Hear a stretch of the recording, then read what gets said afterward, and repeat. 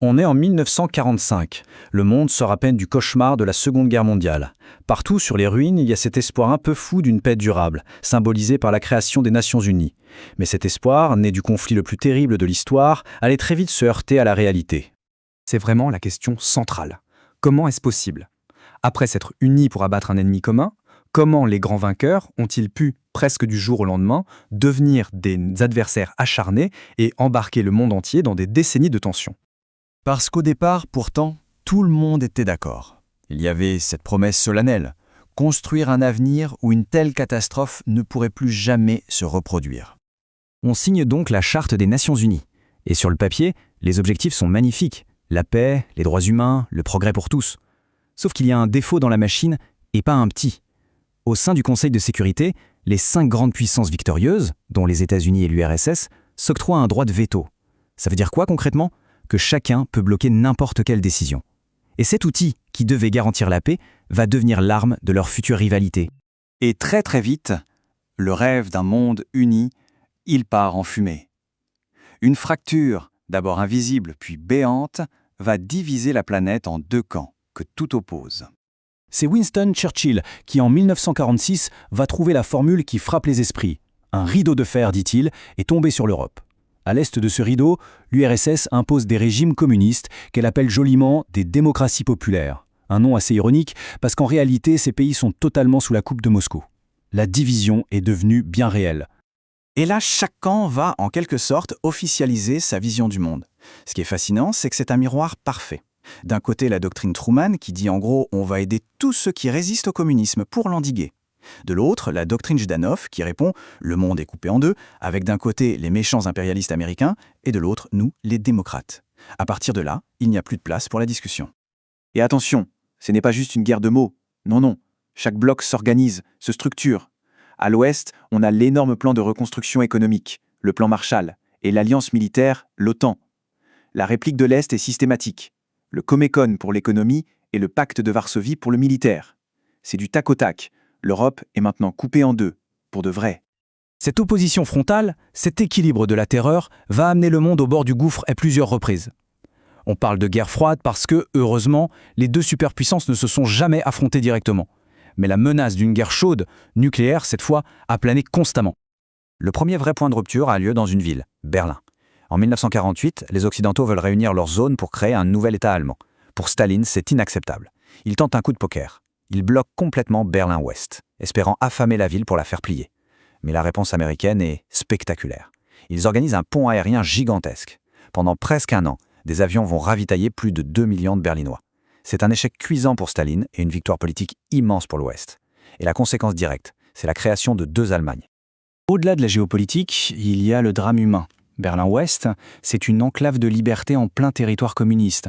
Et pour beaucoup d'Allemands de l'Est, c'est la seule porte de sortie. Entre 1949 et 1961, imaginez, plus de 2 millions d'entre eux fuient vers l'Ouest en passant par là. Pour le régime étalon, c'est une hémorragie de population et de cerveau insupportable. Alors, dans la nuit du 12 au 13 août 1961, la solution du régime va être aussi brutale que radicale. Au petit matin, les Berlinois découvrent, horrifiés, qu'un mur est en train d'être construit pour couper leur ville en 2.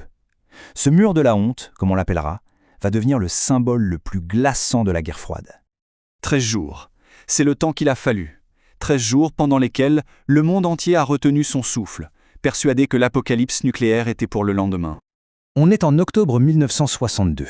Des avions espions américains survolent Cuba et prennent des photos qui glacent le sang de la Maison-Blanche. Les Soviétiques sont en train d'installer des missiles nucléaires à quelques encablures des côtes américaines. Des missiles capables d'atteindre Washington en quelques minutes. Pour le président Kennedy, la ligne rouge est franchie. La confrontation semble inévitable. La crise de Cuba a été un véritable électrochoc. Les 2 géants ont vu le gouffre de très très près et ont compris qu'ils devaient absolument dialoguer pour éviter de s'autodétruire. C'est le début d'une nouvelle période qu'on a appelée la détente. On signe les accords SALT pour la première fois, limiter la course aux armements. Et le symbole le plus fou de cette époque, c'est sans doute cette image. Une poignée de main dans l'espace, en orbite, entre des cosmonautes soviétiques et des astronautes américains. Mais cet équilibre restait fragile. Et en coulisses, l'un des 2 empires était rongé de l'intérieur par ses propres contradictions. Son effondrement allait être aussi rapide que spectaculaire. En 1985, un homme nouveau arrive au pouvoir au Kremlin, Mikhaïl Gorbatchev. Il hérite d'un empire soviétique à bout de souffle. L'économie est en ruine et il est devenu impossible de suivre la course aux armements imposée par les États-Unis. Gorbatchev comprend qu'il n'a pas le choix. Il doit lancer des réformes radicales, sinon tout va s'effondrer. Il lance alors 2 mots qui vont changer la face du monde. D'abord la perestroïka, la restructuration pour tenter de sauver l'économie, et puis la glasnost, la transparence, pour libérer un peu la parole. Son objectif, c'était de réformer le système pour le sauver, mais en ouvrant les vannes, il a sans le vouloir allumé la mèche qui allait faire exploser tout l'édifice. Ce vent de liberté qui souffle de Moscou redonne espoir à tous les peuples d'Europe de l'Est. Et le 9 novembre 1989, l'impensable se produit. Poussés par une foule immense, les gardes frontières est-allemands finissent par ouvrir les points de passage. Le mur de Berlin tombe dans une euphorie incroyable. C'est bien plus que la chute d'un mur, c'est tout un système qui s'écroule. 2 ans plus tard, l'homme qui a initié ces changements assiste impuissant à la désintégration totale de son pays. Le 25 décembre 1991, il prononce son discours de démission. Ces mots sont lourds de sens, un mélange d'inquiétude et d'espoir. Ce jour-là, l'Union soviétique cesse officiellement d'exister. La chute du mur a provoqué un effet domino que plus rien ne pouvait arrêter. En 1989, les régimes communistes d'Europe de l'Est tombent les uns après les autres. Dès 1990, ce sont les républiques de l'URSS elles-mêmes qui proclament leur indépendance. La tentative de coup d'État des conservateurs en août 1991 ne fait qu'accélérer la chute. Et en décembre, c'est la dissolution finale. La guerre froide est terminée.